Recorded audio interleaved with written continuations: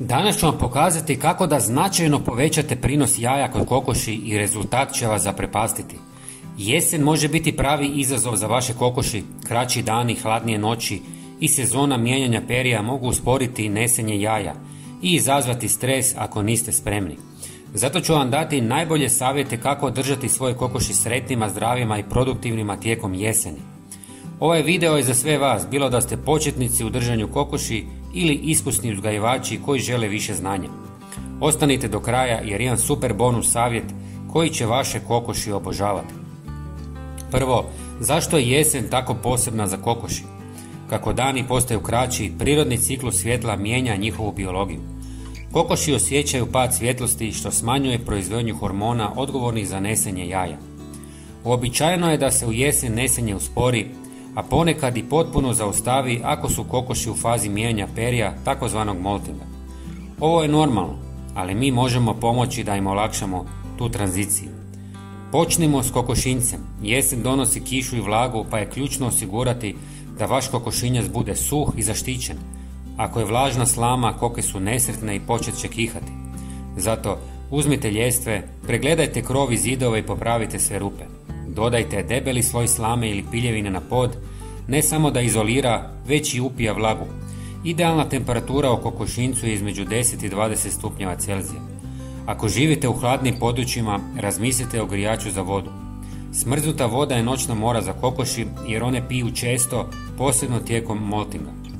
Ali nemojte zaboraviti ventilaciju. Bez dobrog protoka zraka, amonijak iz izmeta može se nakupiti i izazvati respiratorne probleme. Postavite male otvore na višim dijelovima kokošinjca, ali pazite da nema propuha koji bi rashladio kokoši. Prijatelji, napišite mi u komentarima koliko vam vaše kokoši daju jaja tjedno, pa da podijelimo iskustva. Hvala vam. Sad prelazimo na prehranu, jer jesen je vrijeme kad kokoši troše više energije. Mijenjanje perja fizički je zahtjevan, a protein je ključ. Uobičajena hrana za kokoši ima oko 16% proteina, ali tijekom jeseni preporučujem prelazak na mješavinu oko 20%.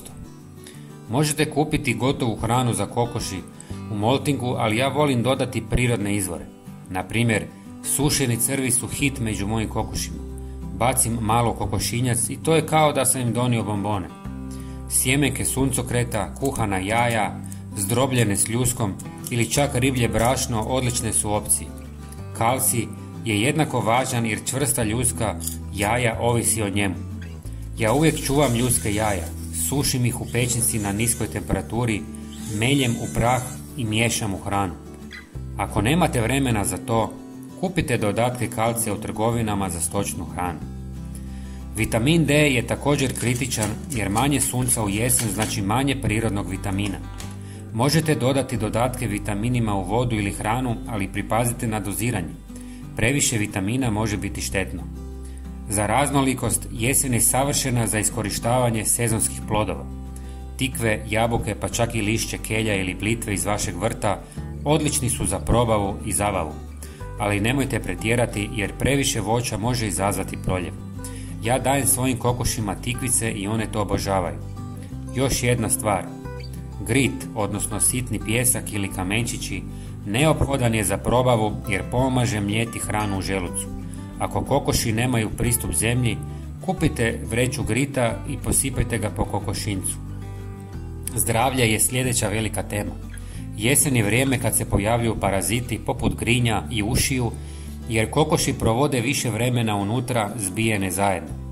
Prošle godine sam primijetio da se jedna od mojih kokoši stalno češe ispod krila.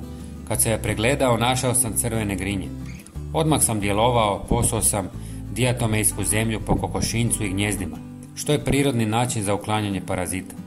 Možete koristiti i domaće sprejeve, pa ću vam pokazati jedan dobar recept.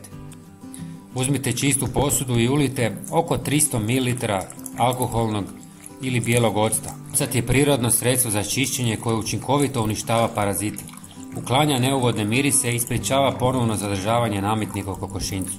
Njegova kiselina razgrađuje zaštitni sloj jajašca i onemogućuje njihov razvoj, dok svjež miris odbija mnoge insekte. Zatim dodajte jednu punu žlicu mljevenog cimeta. Cimet ima snažna antiseptička i mirisna svojstva koja odbijaju uši i grinje, a istovremeno ostavlja ugodan miris u prostoru. Djeluje blago, antibakterijski i pomaže u održavanju zdravog okoliša za kokoši. U smjesu umiješajte 1 žlicu obične kuhinjske soli. Sol upija vlagu i pomaže u isušivanju sitnih parazita, čime se smanjuje njihova mogućnost razmnožavanja i preživljavanja. Na kraju dodajte žlicu tekućeg deterđenta za posuđe. Ono omogućuje da se otopina ravnomjerno rasporedu po svim površinama i prodre u male pukotine u kojima se uši najčešće skrivaju. Deterđent također pojačava učinak ostalih sastojaka i olakšava njihovo prijanjanje na drvo i zidove. Dobiveni pripravak dobro promiješajte, procijedite i možete razrijediti s malo vode. Prelijte u bocu s raspršivačem. Prije nanošenja uklonite staru stelju i očistite kokošinjac od prašine i ostataka. Potom poprskajte cijelu unutrašnjost, posebno gnijezda, kutove, mjesta gdje se kokoši odmaraju. Ovaj jednostavan prirodni sprej pomaže u dugotrajnom suzbijanju ušiju i održavanju kokošinjca svježim i zdravim. Sad razgovaramo o rasvjeti. Treba li dodati svjetlo u kokošinjac da potaknete nesenje jaja? Ovo je pitanje koje mi često postavljaju i odgovor je da, ali s mjerom.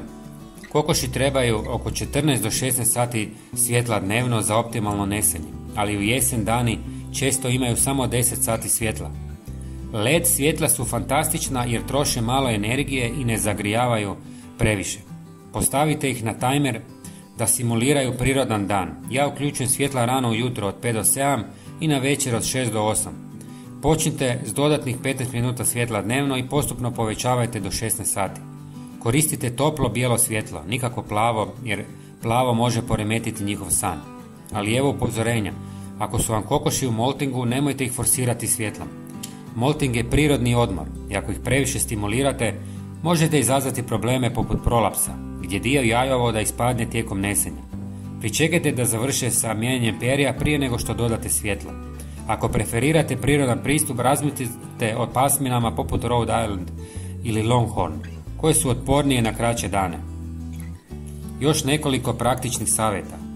Vlaga je neprijatelj u jesen, pa ako vaš kokošinjac u nizini gdje se skuplja voda, razmislite o podizanju poda ili dodavanju drenaže. Ako imate piliće, oni su osjetljiviji na hladnoću, pa koristite grijaće lampe, ali samo one sigurne za kokošinjce. Provjerite da su čvrsto pričvršćene kako bi izbjegli požar. Mentalno zdravlje kokoši također je važno. Dosada može dovesti do agresije poput kljucana jedna drugu. Objesite ogledalo koje će ih zabavljati kada se gledaju ili jedu tikvu. I za one koje vole iskoristiti sve resurse, počnite kompostirati izmet. Jesen je idealno vrijeme za to, a do proljeća ćete imati fantastično gnojivo za vrt. Evo obećanog bonus savjeta.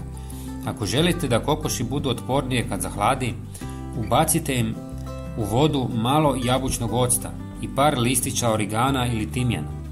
To čisti probavu i jača imunitet, a perje im postane sjajnije nego ikad. To radite samo povremeno i nemojte pretjerivati. Nadam se da sam pomogao. Bilo bi nam drago da podijelite ovaj video sa poznanicima kako bismo i njima pomogli. Hvala vam i pozdrav!